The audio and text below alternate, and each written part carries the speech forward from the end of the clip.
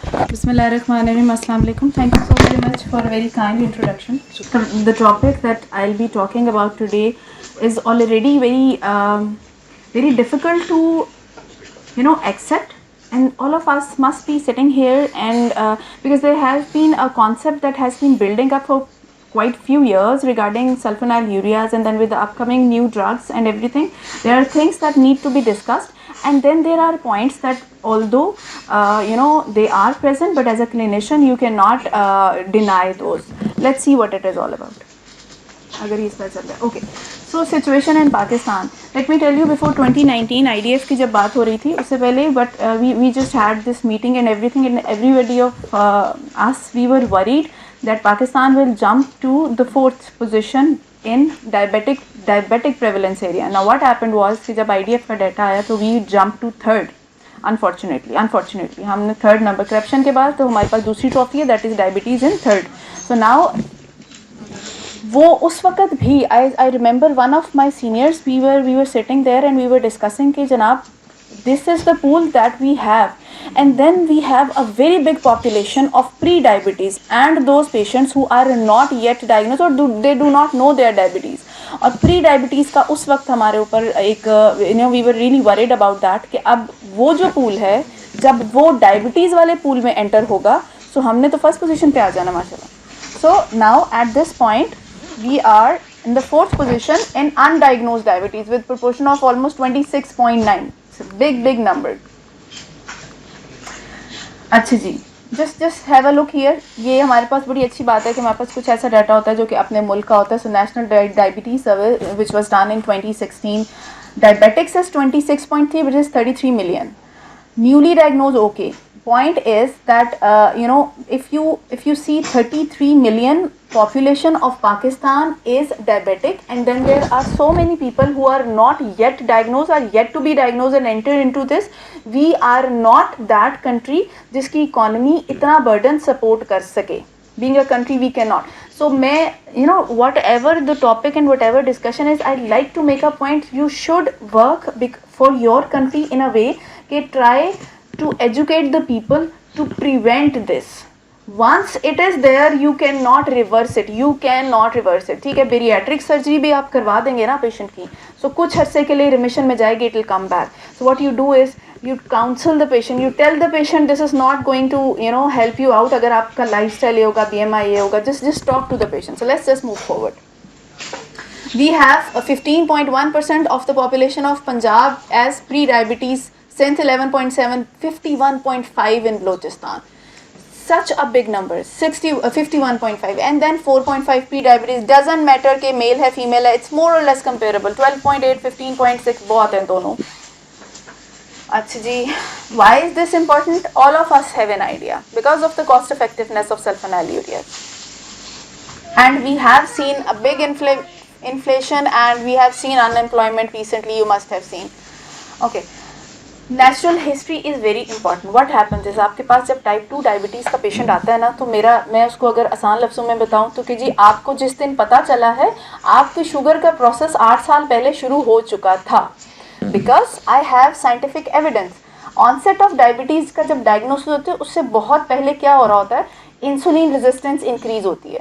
जब insulin resistance increase होती है तो बॉडी उसको कंपनसेट करने के लिए इंसुलिन सिक्रीशन इंक्रीज़ करना शुरू होती है, एंड साथ ही बीटा सेल डाउन जाना शुरू होता है. इसके उसमें हमारे पास पोस्ट प्रेंडियल ग्लूकोज पहले बढ़ता है, पहले पोस्ट प्रेंडियल बढ़ेगा डायबिटिक पेशेंट का. फास्टिंग थोड़ा सा बाद में जाके बढ़ना शुरू होता है, एंड जैसे ही बीटा सेल डाउन जाता रहता है, एक वक्त आता है कि इंसुलिन रेजिस्टेंस तो बढ़ रही है, हाउएवर बीटा सेल के डाउन जाने की वजह से इंसुलिन सिक्रीशन अब इतनी रही नहीं कि इसको कंपनसेट कर सके. जब वो डाउन आएगी तो डायग्नोज हो जाएगा पेशेंट. लेकिन पॉइंट ये है कि यहाँ पे डायग्नोसिस से बहुत पहले macrovascular and microvascular complication start हो चुकी हैं. इसीलिए जो टाइप 2 डायबिटीज़ के पेशेंट्स होते हैं उनको at the time of diagnosis you need to see for the complications, you need to see for the retinopathy, nephropathy, neuropathy, all sorts of जो कॉम्प्लिकेशंस हैं उनके साथ at the time of diagnosis होगा, which is not with type 1. Type 1 के लिए आप 5 साल इंतज़ार करने वाले हैं कि कोई बात नहीं 5 साल के बाद होगा, but for type 2 you do it there and then. The point is कि ये हमने अगर बचाना है तो हमें ये पता होना चाहिए pre diabetes, because if I found somebody जो कि यहाँ पे प्री डायबिटीज़, मैं यहाँ पे इंटरवीन करती हूँ, इसको मैं पुश कर दूँगी। मैं ये यहाँ पे खड़े होके आई कैन नॉट क्लेम कि if somebody is pre diabetes until and unless उसका लाइफस्टाइल मॉडिफिकेशन एब्सोल्युटली वंडरफुल है एंड कांस्टेंट है फॉर सो मैनी ईयर्स, मैं डायबिटीज़ से उसे बचा सकूँगी, या मतलब यू नो, लेकिन ये ज़रूर होगा कि ये चीज़ें पुश हो जाएंगी यू नो फॉर फर्दर। अच्छा जी, दिस इज मोर और लेस यू नो मोर और less the same thing that we have already discussed.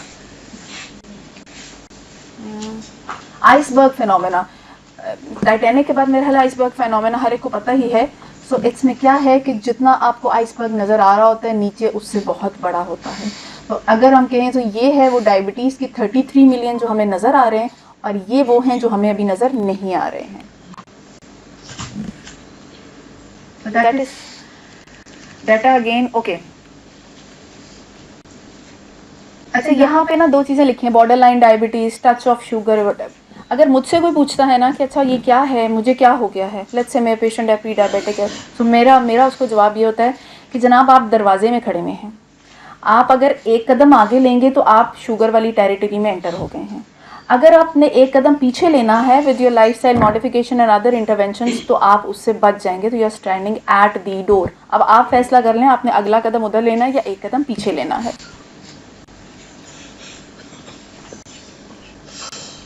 Okay, so this is important.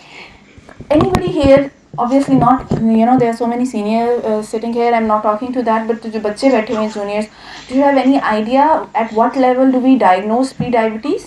Anybody has any idea कि fasting का कितना level होगा, postprandial कितना level होगा, तो हम एक patient को, या HbA1c का कितना level होगा? Assalamualaikum.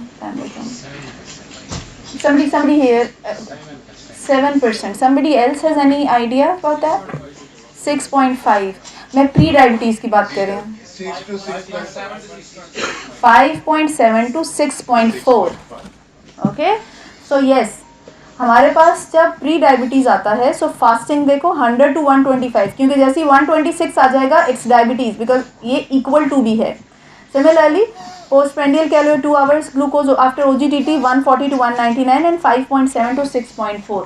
If we want to make a difference for our country, we have to act here. ये तो पीछे भागने की बात है ना, डायबिटीज़ के आप पीछे भाग रहे हैं, वो आपके आगे भाग रही है, आप उसको कंट्रोल करने की कोशिश करें। If you really want to do something for your country, you control this. Madam एक चीज है वहाँ के, there are multiple factors which change or variation in the hemoglobin A1C. Absolutely. Whereas the level of the blood sugar doesn't coincide with that. Absolutely, yes. Agreed. We don't consider it. We just take that H1C is higher, but we don't consider the other factors which are responsible for this variation between the stat blood sugar level and the hemoglobin A1C. Absolutely, absolutely. Any blood discrepancy, anything, even as normal as pregnancy, you cannot put the same HbA1c वहाँ पे, क्योंकि hormone dilution and everything और cell turnover हो रहा होता है, so you cannot.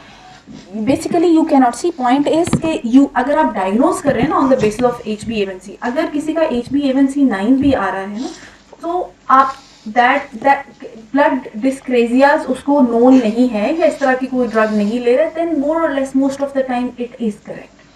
However, with जब भी एडवांसमेंट के साथ जब CGM आ गया है हमारे पास, then we know कि HbA1c is not that good because वो एवरेज है। अगर एक मेरा 80 आ रहा है, एक मेरा 300 आ रहा है, तो एवरेज ऐसा निकल आएगा कि वाह मैंने तो बड़ा कमाल किया, 170 के ऊपर अपना रैंडम कंट्रोल किया है। That is not correct. But HbA1c although is not ideal, but अगर हमें 3 months के बाद एक रफ आइडिया मिल रहा है तो यस। लेकिन एक बात मैं हमेशा कहती हूँ, we do not change the treatment on daily basis on the basis of HbA1c alone. आपको पता होना चाहिए फास्टिंग कितनी आ रही है, रैंडम कितनी आ रही है, इवन डॉन फिनोमेना है, सोमोगा है, जो भी है उसके ऊपर आप डिपेंड करते हैं। अच्छी बड़ी इंटरेस्टिंग सी बात है, ये बहुत ज़्यादा प्रेवलेंट भी है। द थिंग इज कि जो malnourished या because of any reason, if there is a premature baby who is small for gestational age, या उसका जो बर्थ वेट है that is not up to the mark, so what happens is तो कमज़ोर बच्चा है and then उसको ऐसा फीड कराया जाता है टिल द टाइम कि वो ओबीज हो जाता है। एक तो वैसे उसकी प्रोपेंसिटी होती है टुवर्ड्स ओबेसिटी, जो भी प्रीमेच्योर है उसकी propensity toward obesity and insulin resistance मौजूद है। And then for some reason our society we make sure कि ये तो बेचारा कमज़ोर पैदा होता है, इसके अंदर हम किस तरीके ताकत पैदा करते हैं, we make him eat everything ताकि वो मोटा हो जाए और सेहतमंद बच्चा हो। This is very prevalence and we need to know कि this this will lead to a lot of things, insulin resistance, glucose intolerance, hypertension, everything that is associated with metabolic syndrome. Actually, all of this, bad genes, they are there, but point is you cannot change your genes. आपका genetic makeup आप change नहीं कर रहे हैं, but what you can change is your lifestyle. Lifestyle modification is very very important. You have to tell the patient. और हमारे हालात ये हैं कि हमारा जो BMI है, the normal BMI that is considered for the Western population is not normal for us. उनका अगर हम 24.5 नॉर्मल लेंगे, हमारा 23.5 नॉर्मल BMI है। लेकिन होता क्या है कि अभी इस रूम में भी अगर आप BMI कराना शुरू करें, 60% of us will be either overweight और ओबीस।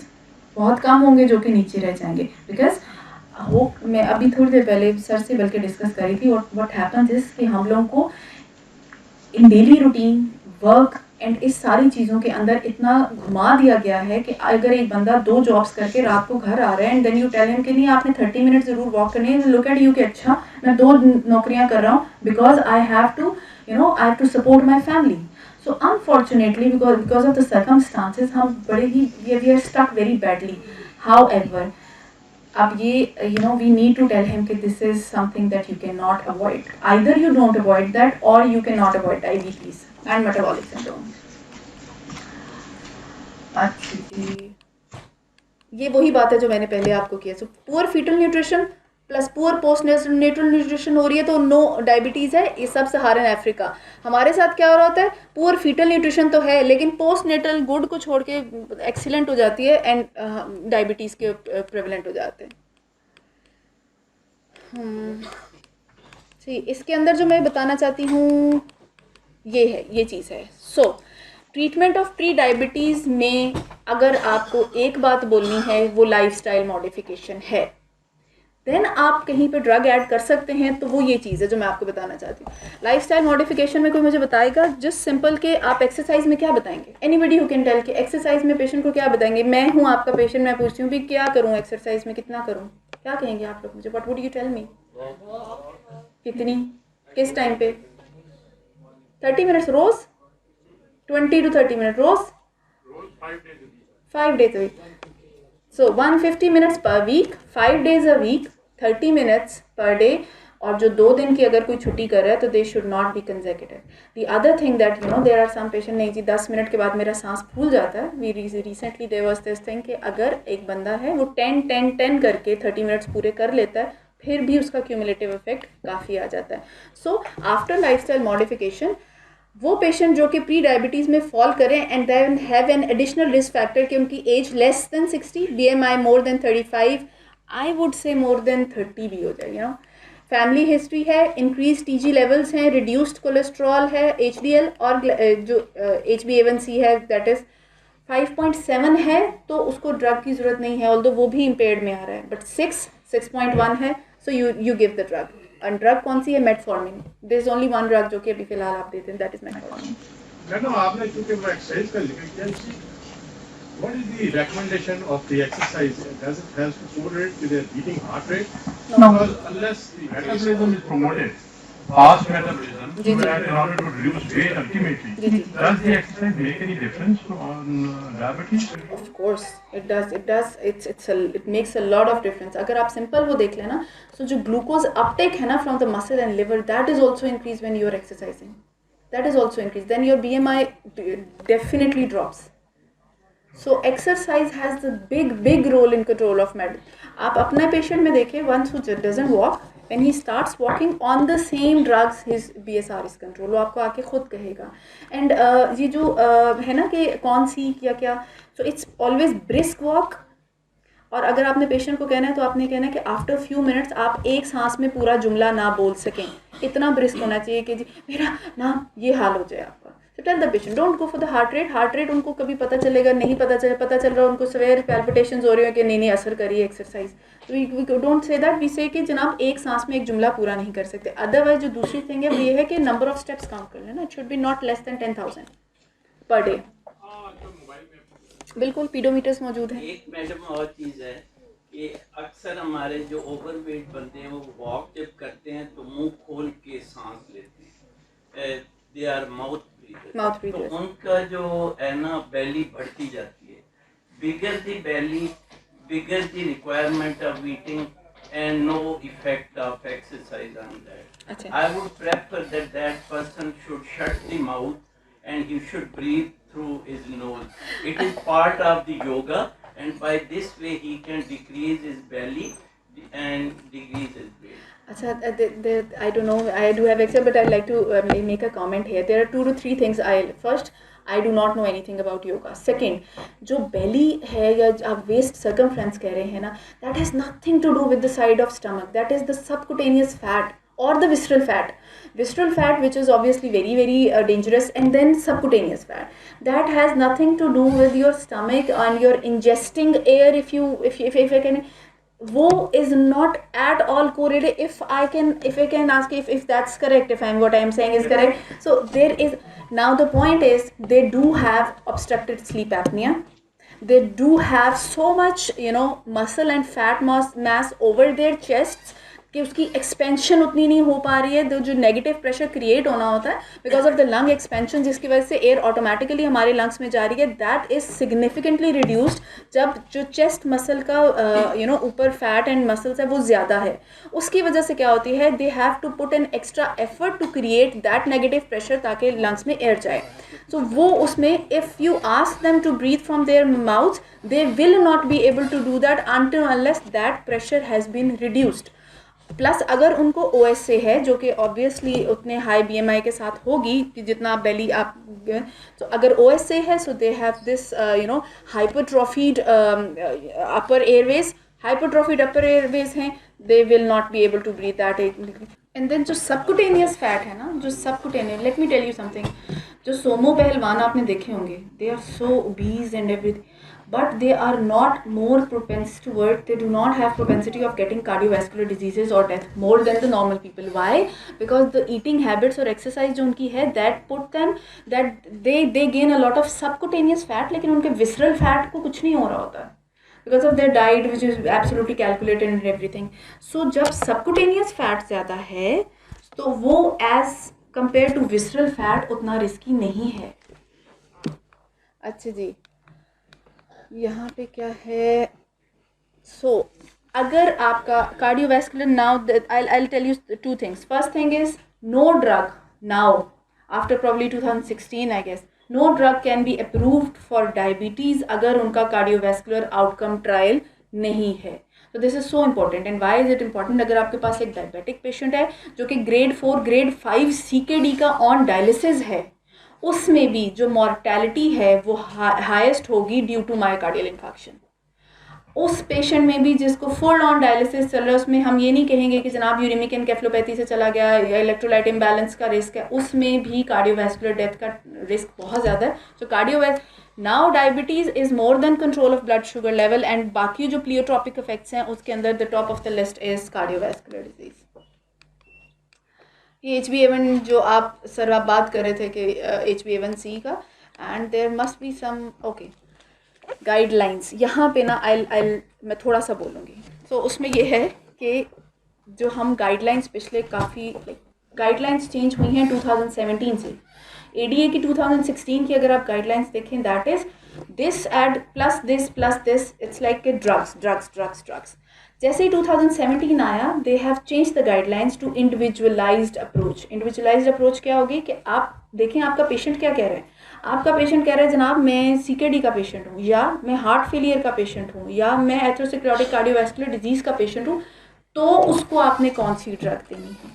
आपका पेशेंट कह रहा है मेरा तो वेट लॉस हुए जा रहा है वेट लॉस, तो आपने क्या देना है? आपका पेशेंट वेट गेन वाला है तो क्या देना है? आपका पेशेंट कह रहा है मेरी 50 रुपये की दिहाड़ी है, दिस हैपन टू मी, मैं अभी बात करी थी, तो आपने उसको क्या देना है? So after 2017 guidelines have drastically changed and now अगर एक लफ्ज़ में कहूँ तो that is individualise, that is patient centred approach, which is not, it is not drug centre के add one drug then you इतना HbA1c होगा तो दूसरी भी ऐड कर दें, इतना HbA1c होगा तो तीसरी ऐड, दैट जो स्टेप लैडर था now that is gone. Regarding metformin, अब 2022 ADA तक हमारे पास क्या है? Metformin is the first choice जो है ना, वो टाइम टेस्टेड है, ओल्ड ड्रग है, not many, there are few side effects but not many side effects, बहुत ओल्ड टेस्टेड ड्रग है. सो व्हाट हैपन, जिसके आपके पास एक पेशेंट आ रहा है जिसका HbA1c obviously with in diabetic range है, कोई कैटाबॉलिक फेज में नहीं चल रहा, कोई इमरजेंसी नहीं है, BMI बहुत लो कैटाबॉलिक वाला नहीं है, लेकिन you start with metformin, you see and you add the other drug.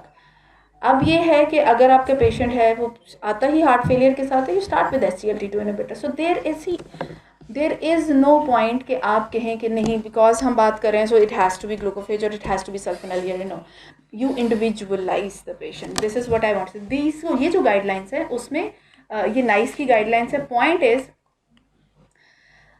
अगर तो हाई CVD रिस्क में नहीं है तो मेटफॉर्मिन आप बड़े आराम से दे सकते हैं. अगर वो heart failure establish cardiovascular disease के ऊपर है तो भी आप मेटफॉर्मिन बड़े आराम से दे सकते हैं. But is it the first choice? Standing here I would say no. लेकिन मेटफॉर्मिन, मेरा नहीं ख्याल कोई भी ऐसा है जिसने मेटफॉर्मिन कभी यूज़ नहीं किया. We all use it and it's a very very good drug. इसकी जो इंसुलिन रेजिस्टेंस लोअरिंग प्रॉपर्टी है दैट इज़ द वन जो बाकियों से इसको थोड़ा सा स्टैंड आउट कराती है. और यही वजह है कि ये पॉलीसिस्टिक ओवेरियन डिजीज़ में भी काम करती है क्योंकि बेस लाइन के ऊपर वहाँ पर भी ये आ रहा होता है. अच्छा जी, तो अब अगर हम मेटफॉर्मिन में देखें, so conventional and there is a reduction of diabetes related complication and deaths with metformin. We have this study और ये वाली है insulin and sulfonylurea and favors metformin. और ये भी इनमें जब when they saw तो जितना भी लाइन से इस तरफ के पॉइंट्स हैं they would favor metformin. So ischemia driven revascularization, death, myocardial infarction as compared to sulfonylurea they are favoring metformin. अच्छा, यहाँ पे one thing is insulin. I personally have to say कि इंसुलिन एंड मेटफॉर्मिन का इसके ऊपर more और less equal आ जाएगा, but then with from sulphonylurea metformin has a better profile. HbA1c reduction अगर आप देखें अप टू 1.8 होता है, -1.8 तक है if I am not wrong. 2 को टच नहीं करता है बट 1.8 तक metformin goes. Then sulphonylurea and TZD's HbA1c reduction as compare to the neuro drugs ज़्यादा कराते हैं. ये there is no question about that. HbA1c reduction इनकी 1.8 1.5 यहाँ तक पहुँच जाती है. जो न्यूरो ड्रग्स हैं वो 0.8 तक पहुँचेंगे. ये इंटरमीडिएट DPP-4 इंटरमीडिएट, इसमें कोई चेक नहीं. हाँ, GLP इज़ एन एक्सेप्शन, लेकिन GLP और क्या एक्सेप्शन है? All of us know they are too expensive. So they improve the insulin sensitivity, improve glycemia, fibrolysis, microcirculation, endothelial function, weight reduction, ये सारे इनके improve होते हैं with metformin. बेसिकली इन सब को मिला जुला के कान को कहीं से भी पकड़े, मसला ये है कि हमने कार्डियोवैस्कुलर डिजीज़ को इम्प्रूव करना है, उसके रिस्क प्रोफाइल को. सो ग्लूकोफेज का जो क्लेम है ऑन एंटी एथ्रोजेनिक इफेक्ट, उसकी वजह क्या है? They decrease cholesterol concentration by 10%. जो कंसनट्रेशन है that is decrease. they decrease the favorable, they increase the HDL-C by 17% and decrease the unwanted LDL by 25%. And then platelet activity और thrombus fibrinolysin वगैरह जो होता है उसको भी reduce करता है. So these are the mechanisms that are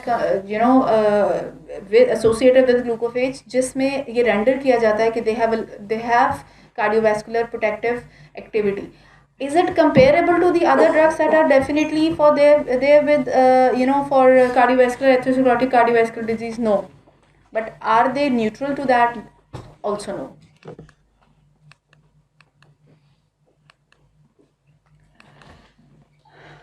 Metformin वो drug है which can easily be combined to any drug. You can combine it to insulin, to sulfonylurea to pioglitazone. There is no drug जिसको मैं कह सकूँ कि जिसके साथ आप metformin को combine नहीं कर सकते. You can go with combination pills. Obviously pill burden कम करता है, and all of us जिससे भी दवाई खाई हुई है, pill burden is a big thing. So insulin, यहाँ पे जो इंसुलिन के साथ उन्होंने काम किया, तो insulin plus metformin, it reduce the total cholesterol, triglyceride significantly compare to triple OADs. Now the point is that they do have insulin, so we have to see a little bit of that effect as well. Good thing is, याद रखिएगा, there is a big misconception about metformin regarding hypoglycemia. It does not cause hypoglycemia, and for weight reduction it does not cause a lot of weight reduction as well. It is essentially a weight neutral drug. However, it is a little tilted towards weight loss. लेकिन अगर आप ये कहें कि it is a drug with weight loss activity, that's not there. UKPDS study का किसी को idea है? Anybody who knows UKPDS में उन्होंने क्या कहा था? अगर मैं आसान लफ्ज़ों में बताऊं तो what happens was कि उन्होंने 2 ग्रुप लिए थे. One was intensive control group था, उनका कंट्रोल बहुत अच्छा रखा उन्होंने, ज़बरदस्त. एंड दी अदर ग्रुप जो था उसका कंट्रोल इतना नहीं था, कन्वेंशनल था. अब उन्होंने देखा सिर्फ ये कि जो इंटेंसिव कंट्रोल ग्रुप वाले थे उनमें जो हमारे पास कॉम्प्लिकेशंस हैं, दे वर सिग्निफिकेंटली रिड्यूस्ड. उसके बाद आगे जाके जब उन्होंने स्टडी को दोबारा थोड़ा इन्हांस किया, तो फिर उन्होंने एक चीज़ निकाली जिसका जो था मुझे I am forgetting the name, अभी मेरे जहन में आ जाएगा. लिंगर ऑन इफेक्ट जिस तरह होता है, वो लेगेसी इफेक्ट, ये लफ्ज़ मुझे याद है. तो what they found was there is a legacy effect. मतलब ये कि अगर जो हमारा इंटेंसिव कंट्रोल ग्रुप था उसने शुरू में बहुत अच्छा कंट्रोल रखा, बाद में उसने कंट्रोल लूज़ भी कर दिया, तो उसके जो बेनिफिशियल इफेक्ट थे वो लेगेसी के साथ आ रहे थे. सो यहाँ पे एक पॉइंट हमें पता चला, वो ये था कि डायबिटीज़ कंट्रोल के intensive control is preferred, saying that it should not cause hypoglycemia, क्योंकि फिर बिल्कुल स्टोरी ऑपोजिट हो जाती है. Sorry madam, यहाँ थोड़ी सी मेरी reference. Everybody has got level of loss of memory on a different level of the blood sugar level. Some people even at 70 don't feel. Some people at 80 they feel they are losing their memory. Some at 85. So how we are going to assess that this patient needs this level of hypoglycemia? Okay, now this is absolutely out of topic, but I'll tell you, मैं briefly बताती हूँ. When you say जो hypoglycemia है ना, it has 3 levels. There are 3 levels of hypoglycemia. You call patient hypoglycemic when blood sugar level is less than 70.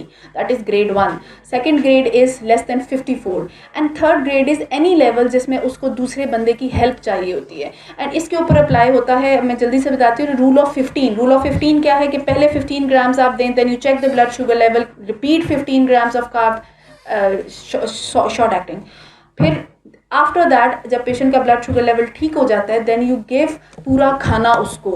Important point जो मैं कहना चाह रही हूँ, हाइपोग्लाइसीमिया आपने छेड़ लिया, तो उसमें ये है कि अगर आप वो वाला लार्जर कार्बोहाइड्रेट उसको नहीं देंगे तो वो दोबारा हाइपो में जाएगा. ये होगी पहली बात. दूसरी बात ये है कि जो आप बात करें, that is hypoglycaemia unawareness, which is very very very important. अगर किसी बंदे को 70 के ऊपर भी ये पता नहीं चल रहा कि उसको कोई सिम्टम हाइपोग्लाइसीमिया के नहीं आ रहे, इसका मतलब है कि ही हैज़ हाइपोग्लाइसीमिया अनअवेयरनेस.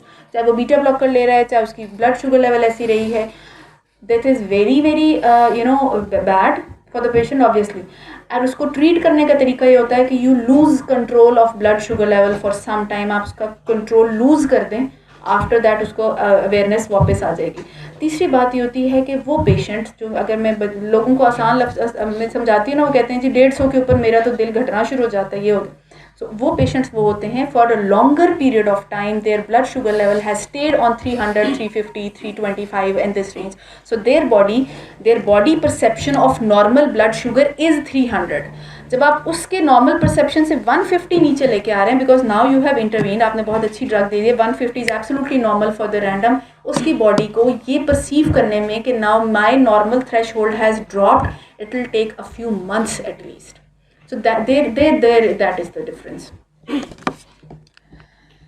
अच्छा जी, ये एग्जैक्टली ये जो यूकेपीडीएस वाली बात है, दिस इज मोर और less same. So a retrospective 5-year follow up cohort study with adults with type 2 without any cardiovascular history.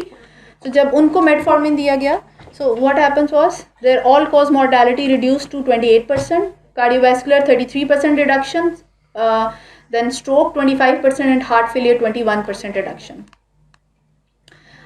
And this is ये है कि जो proven long term benefit हो जाता है. For after 30 years even there was 21% reduction and 42 against 31% reduction. So this is even after 30 years the benefit stayed. So glucophage is recommended as first line treatment by AD and EASD. I have told you what individualization is and when you can give this glucophage as first line of drug, absolutely. But now you can give SGLT2 और DPP4 and whatever. अब ये जो rule था ना कि पहला एक जो खाना था मेटफॉर्मिन ने किया हुआ था, अब देख it can be replaced. Superior glycemic durability, then proven long-term cardioprotection. I have just shown renal protection, renal benefit नहीं मैं कह सकती, लेकिन renal harm भी नहीं है, so protection is there. Proven long-term diabetes prevention via weight loss and decreasing insulin resistance. Modest weight loss, यही जो मैं बात कर रही थी, modest weight loss risk का. Negligible risk of hypoglycemia and well established safety profile. उसमें आपने देखना क्या होता है, GI effects देखने होते हैं, vitamin B12 deficiency देखनी होती है, lactic acidosis देखना होता है, और कुछ भी देखने की जरूरत नहीं होती. अच्छा जी, अब हमारे पास जो ग्लूकोवैंस यहाँ पे लिखा हुआ है, that is the combination. So what we see here is that ये वाला जो initially after the dosing के after 4 hours of dosing it peaks and then it works almost around for like 10 to 12 hours. With this purple one, it has a little earlier onset of action and it persists a little more. It also reduces the postprandial glucose excursions. There's a difference between that, no? For वो एक single pill में आ रहा है, ठीक है? Although ये भी metformin and वो है sulfonylurea combination है, लेकिन जब आप single pill में दे रहे हैं, there is interestingly postprandial glucose excursion they drop by 24%. And ये जो point है ना, इसके ऊपर जो pharmacy वाले हैं, I'd like them to comment afterwards. Okay, good. Because that is something जो कि pharmacokinetics है ना. So we have experts on that. Why won't we? Beta cell response to standard glycan. Very important topic. Sulfonylurea. अभी बात भी हो रही थी. Sulfonylurea are known to exhaust beta cells. इसमें कोई शक नहीं है. They are known to exhaust. So now अब ये क्या कह रहे हैं? लेकिन अगर टुक्कर भी खाना है. अभी आप देखें जैसे ही खाना मिलेगा सारे यहाँ पे टुक्कर खाएंगे कहने के बावजूद कि मैं अपने कितना रखना है. See, बात ये है when you are talking literally. Okay, when you're talking literally and you do not do justice to your own profession, tukkar or no tukkar, you have not done justice and you are reliable on that. Now my point is, this is a fact that sulfonylureas, they do beta cell exhaustion in any case हो रही है. आप नहीं कह सकते कोई भी ऐसी ड्रग है जो बीटा सेल एग्जॉशन को स्टॉप करती है. रिलेटिवली बीटा सेल एग्जॉशन सल्फोनाइल्यूरियास के साथ रिपोर्टेड है ज़्यादा. Is beta cell reduction only parameter? Yeah, is sulfonylurea should not be given because of this? आपके पास क्या ऑप्शन होगा? Patient comes to you and tells me मेरे पास दिन के 50 रुपए हैं. What would you do? You cannot do anything. And let me tell you something. इस वक्त ये this is आप लोग if you are into this, you must have seen कि sulfonylurea को लेके at the moment there has been lot of talks and they have started recently. This is no coincidence. They have started recently because of the SGLT2, DPP4, GLP and everything. What happens is sulfonylurea has been pushed very down and rightly so. But now what happens is you do not have that economy to support that. Now you are bound to give that. Plus इसके साथ you have HbA1c reduction. Pleiotropic effects की अपनी जगह है. We have been talking for pleiotropic effects for so many years. Now the point is that जब आप UKPDS को देखते हैं, so वहाँ पे आपके पास जो protective effects आते हैं, सिर्फ ये तो नहीं है कि SGLT2 अगर खुद हार्ट फेलियर को प्रोटेक्ट कर रहा है because of internal oedema and everything, HbA1c control का कोई रोल नहीं है ऐसा, can you say that? So ऐसा नहीं है, SGLT2 अगर है दे हैव अ गुड, उसमें कोई question, there is no comparison for that, क्योंकि उनका एडिशनल इफेक्ट है, they have an additional effect. लेकिन क्या ये बात ठीक है कि HbA1c अगर कंट्रोल हो जाता है तो उसका इफेक्ट नहीं होगा? It's not that, it's either, क्या उसे कहते हैं, डेवल और the deep sea. So then you have to individualize कि आप पेशेंट को क्या दे रहे हैं। मेरे पास अगर एक पेशेंट आता है जो अभी मैं उस पेशेंट को बता रही हूँ जी आपकी अगर अफोर्डेबिलिटी हो ये वो, बाद में मुझे पता चला कि उसकी मिल्स तो दुबई में भी चलती हैं और मैं उसे अगर अफोर्डेबिलिटी सोचना ही नहीं है सक्सेंडा के ऊपर, ये जो भी आपके पास GLP-1 है फ़ौरन डालें, इतना उसका BMI था। दूसरा मेरे पास अगर एक पेशेंट लगा कि वो कह रहा है मेरी आज मेरी मजदूरी नहीं मिली थी, कल वाले पे चला रहा हूँ, उसको अगर मैं बताऊंगी भी कि बहुत अच्छी ड्रग है जनाब GLP रिसेप्टर एनालॉग, तो मैं सिर्फ उसका डायबिटीज़ डिस्ट्रेस इंक्रीज़ कर रही हूँ, उसका ये सेंस इंक्रीज़ कर रही हूँ कि यार मैं नहीं ले सकता, you know. So you have to walk through a very delicate path being a professional doctor here. Okay.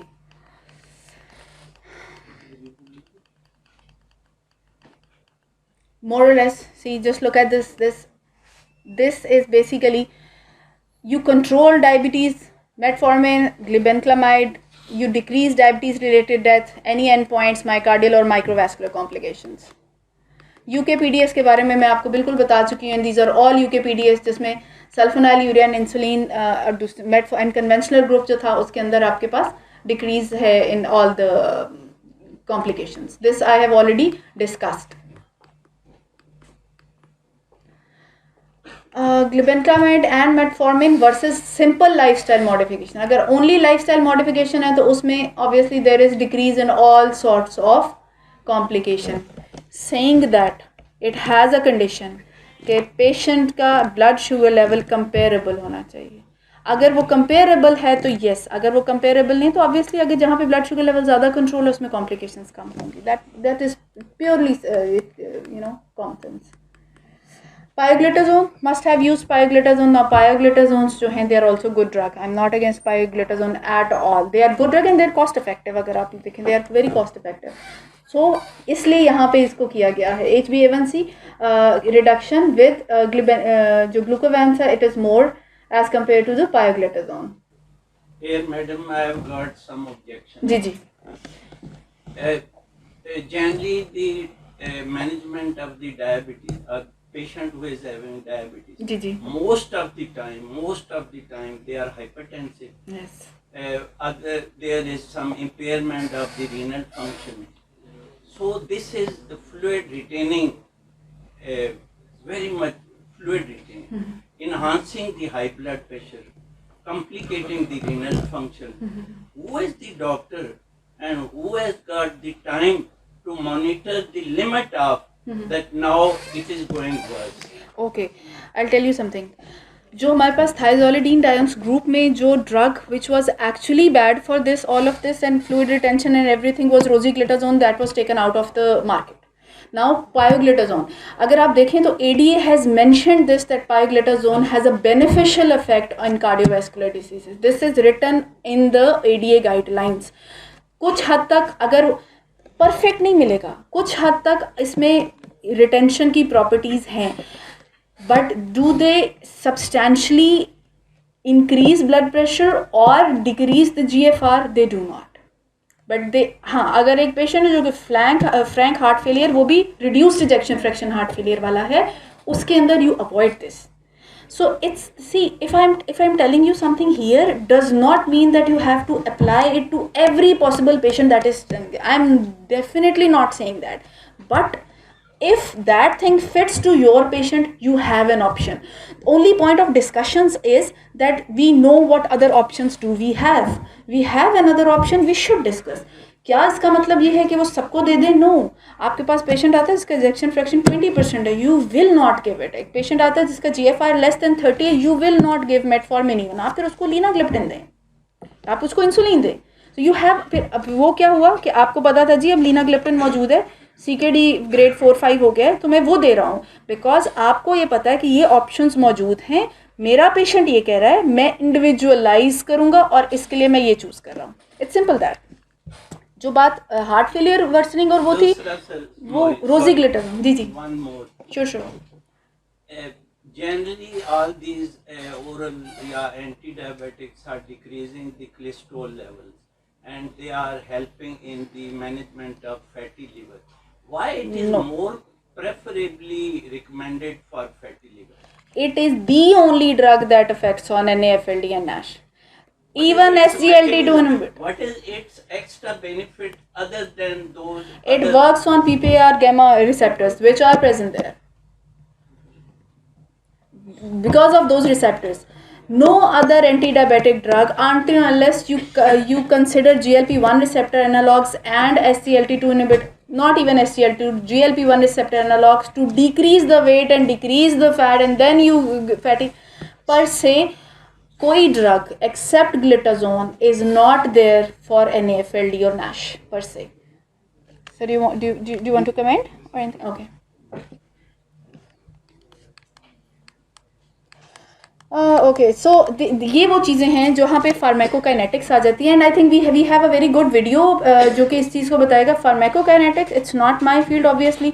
Pharma में पढ़ा था, ऑल ऑफ यू मस्ट, आपने भी पढ़ा होगा pharmacokinetics, but that's long gone. So we have, जब आपको pharma के लोग हैं आपके पास, तो वो उनकी फील्ड है, they are better than us in telling those.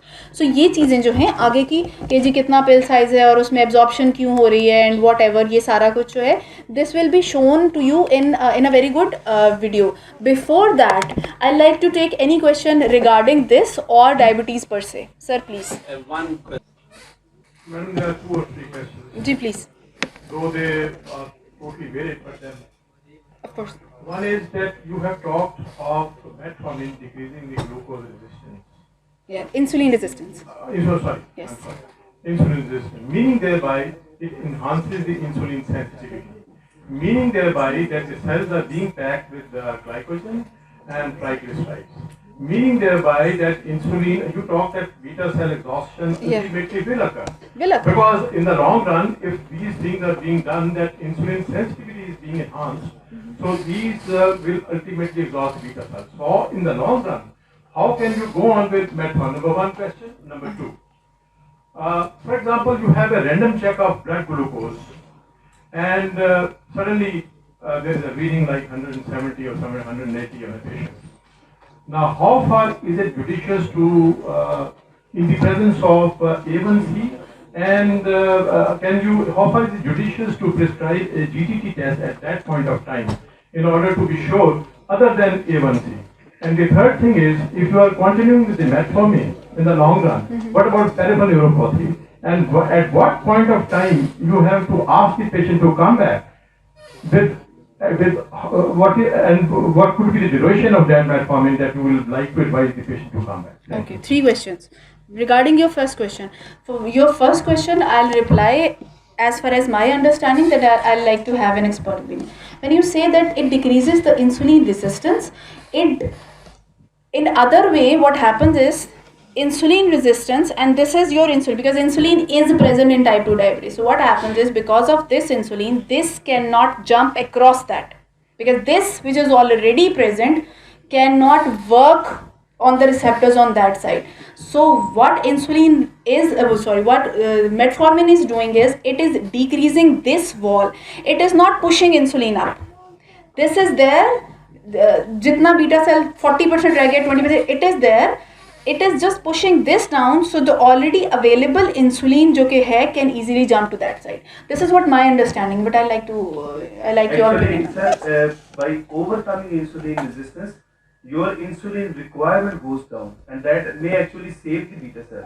Otherwise, beta cells have to exhaust more. Say if you do not decrease the insulin resistance, now beta cells will have to produce more insulin to overcome this. And beta cells get exhausted by multiple of mechanisms. One is glucotoxicity, one is overproduction of insulin, lipotoxicity is there, and even hyperglycemia at times blunts the insulin secretory capacity of the insulin. So what happens is, once you give metformin, that decreases the insulin resistance, and by decreasing insulin resistance, beta cells have to work lesser. Your second question was When neuropathy. No, when you are likely to advise GTT. Yeah, GTT. Okay, if you have two readings, any two readings like fasting दो मिल गई या दो random मिल गई आपको and they fall within that criteria, you don't need a third test at all. जो हमारे पास GTT लिखा होता है it is either 2 hour postprandial या 2 hour GTT. अगर वो आपको reading मिल रही है good enough, you're good enough. उसमें बिल्कुल कोई नहीं. तीसरा ये है कि yes, B12 deficiency is caused by glucophage. It is documented, and then that enhances diabetic neuropathy. That is also there. And then it's not just enhances, it is basically it mimics diabetic neuropathy as well. So what happens is your patient comes with the complaints which are exactly same as diabetic neuropathy but positive symptoms. B12 deficiency will not cause negative symptoms of diabetic neuropathy. So वहाँ पे ये है कि if patient is taking glucophage for longer period of time, meaning years, if you ask me how many years exactly, that I won't be able to, because that is not documented. Even जो B12 and neuropathy के ऊपर है, there is only one study that shows कि आप replace करेंगे तो that is only one study, injectable and oral both. So now what happens is कि for a longer period of years, हमारे patients years से ले रहे होते हैं, मुझे glucophage 5-10 साल से ले रहा, when they have a neuropathy, you do treat with all the anti-neuropathic drugs. However, either you get vitamin B12 levels done, which is an ideal situation. If you can do that, आपको उसकी diet sheet का पता है and you get vitamin B12 levels done, वो कम आते, you replace that. And I have seen patients जिनके neuropathic symptoms बहुत अच्छे हो जाते हैं. लेकिन अगर आप टेस्ट नहीं कर सकते तो आपका क्लिनिकल डिसीजन है. If he is taking that for longer period of time and he has worsening of B12 will not, जो थोड़ी स्मॉलर पीरियड ऑफ अगर आप उसकी रिप्लेसमेंट देते हैं, that will not cause much of difficulty for the patient, बल्कि वो उतने पैसे जितने का टेस्ट कराना है आजकल में वो पेशेंट ले सकता है. लेकिन for a longer period of time if you give vitamin B12 then it will cause a vitamin B12 deficiency which will again increase neuropathy. Diagnose chart था. जी जी मुझे पता है. जी जी जी बिल्कुल एग्जैक्टली मैं उधर ही जा रही My हूँ. question is, if it type 2 diabetes appears after the depletion No, of the not beta depletion cell, at all. No. depletion of the depletion of formation of insulin, then it is justified to give the insulin in type 2 diabetes. Exactly जो आप कह रहे हैं, if अगर ये सच हो तो yes, but ऐसा नहीं है. It's not depletion at all. Only point is that insulin secretion is not able to overcome insulin resistance. ये जो गैप है ये इंक्रीज होता जा रहा है एंड बॉडी की इंसुलिन प्रोड्यूस करने की कैपेसिटी ड्रॉप हो जाती है क्योंकि बीटा सेल का फंक्शन ड्रॉप हो रहा है. जीरो पे नहीं टच कर रहा, कुछ पहले से ड्रॉप हो. जब ये ड्रॉप हुआ तो बॉडी की इंसुलिन बनाने की कैपेसिटी ड्रॉप हो गई तो वो भी ड्रॉप हो गया और इंसुलिन रेजिस्टेंस उस लिहाज तक बढ़े जा रही है. तो ये जो डिफरेंस है जिसमें इसको जंप करना है, इस वॉल को, ये ज़्यादा होती जा रही है. बीटा सेल डिप्लीशन नहीं होता, बीटा सेल फंक्शन डिक्रीज ज़रूर होता है and it is in compare to the insulin resistance दोनों काम हो रहे थे. वो बड़ा होता है और ये बेचारा वहाँ तक नहीं पहुँच पा रहा होता. डिप्लीशन है, जिस दिन डिप्लीशन होगी that is burned out diabetes. Burned out diabetes means insulin which are producing insulin. which are working on maximum capacity. Patient is overweight, obese, and his insulin resistance is there, whereas beta cell function is 50% decrease. It means in type 2 diabetes, ultimately you are justified to give the insulin, but I don't agree that this patient should be given insulin. When you give insulin to type 2 diabetes, there are, you see, if you look at the guidelines now, insulin is not the first injectable of choice. First injectable of choice now at the moment is GLP-1 receptor analogs. अब insulin कहाँ देनी है? आपका patient अगर fasting blood glucose level of 250 पे आ रहा है या रैंडम 300 पे आ रहा है या HbA1c 13 पे आ रहा है, you have to give insulin. आपका पेशेंट अगर कैटाबॉलिक स्टेट में है, आपका पेशेंट एसिटोटिक है, वो कह रहा है जी मेरा सवेयर वेट लॉस हो रहा है, उस वेट लॉस हो रहा है उस पेशेंट को, वो कैटाबॉलिज्म में है, आप उसको जो मर्जी ड्रग दे दें, you will only worsen the situation of the patient until unless आप उसको नहीं दे रहे. देन आपका वो पेशेंट है जो कि मल्टीपल ओरल एंटी डायबिटिक्स के ऊपर है, GLP नहीं ले पा रहा है एंड उसका HbA1c अनकंट्रोल्ड है, जो बर्नट आउट डिजीज़ है, कितना नचोड़ के निकालेगी इंसुलिन, पैनक्रियास से नहीं निकल पाते, you have to give insulin. आपका पेशेंट प्रेजेंट कर रहा है HHS के साथ या DK के साथ in the hospital, you cannot escape insulin. So point is that there are few indications which are not applicable to everybody. Again, I would say individualize. If your patient is in catabolic state, you have to give insulin. You cannot find any other replacement of insulin, चाहे वो GLP ही क्यों ना हो. Catabolic state में patient है, weight loss extreme हो रहा है और ये चीज़ भी उसकी, उसमें आप GLP भी नहीं दे पाते क्योंकि इतना वेट लॉस हो जाए. SGLT2 वेट लॉस कराता है, नहीं दे सकते. सल्फोनाइलयूरिया देंगे तो ऑलरेडी कैटाबॉलिक स्टेट में है उसका वो, तो वेट गेन और कोई ड्रग कराती नहीं है, तो वहाँ पे आपके पास इंसुलिन ही ऑप्शन है. It's like what condition your patient is, तो वहाँ पे चाहे ये सारी कंडीशन टाइप 2 की मैंने बताई हैं. So any patient who is with type 2 diabetes in these conditions, you are bound to give insulin. There is no question. See, polycystic ovarian syndrome में glucophage definitely has a role. However, it is not a fertility pill. इसका role क्या है कि जो baseline के ऊपर because of insulin resistance, the release of the pattern of release of LH hormone that is changed. Okay, तो अब वो in a smaller spikes, इनके उनका साइज कम हो जाता है स्पाइक्स का और फ्रीक्वेंसी बढ़ जाती है as compare to the normal. That happens because of insulin resistance. So insulin resistance क्या कर रहा है, LH सिक्रीशन को चेंज कर रहा है. सो LH सिक्रीशन के चेंज होने की वजह से नॉर्मल जो साइकिल फिजियोलॉजी सारी है वो नहीं चल पा रही. सो जब आप ग्लूकोफेज इन पॉलीसिस्टिक दे रहे हैं तो what are you doing is आप उसकी जो बेस लाइन का इफेक्ट है ऑफ इंसुलिन रेजिस्टेंस उसको रिड्यूस कर रहे हैं, इंसुलिन रेजिस्टेंस बेहतर कर रहे हैं. इन रिटर्न LH सिक्रीशन बेहतर हो रही है. LH सिक्रीशन के बाद LH FSH रेशियो बैलेंस हो रहा है. आप देखें पॉलीसिस्टिक में LH अराउंड 7 आपको मिलता है, 6-7 मिलता है बिकॉज वो ज़्यादा हो जाता है because of high frequency. So LH FSH ratio balance होता है, साइकिल्स नॉर्मल होते हैं. Whenever cycles are normal वो एन ओव्यूलेटरी की बजाय ओव्यूलेटरी हो जाते हैं. Any cycle which is more than 35 days is anovulatory. So indirectly क्या होता है कि जब वो साइकिल्स ओव्यूलेटरी हो जाते हैं, fertility is restored. Is it a fertility drug? No. वो आपको पता है वो that is clomiphene and letrozole and everything. So there it does definitely has an effect on polycystic. I must say. But never give it if patient is not gestational diabetic patient and polycystic का patient था, pregnant हो गया, pregnancy में वो दाखिल हो गया, then you stop glucophage until unless आपको ये पता चल रहा है कि वो gestational diabetes का patient हो गया. Hello, Professor. My name is Dr. Abdul Wahab, and I would like to ask you a question regarding the effect of.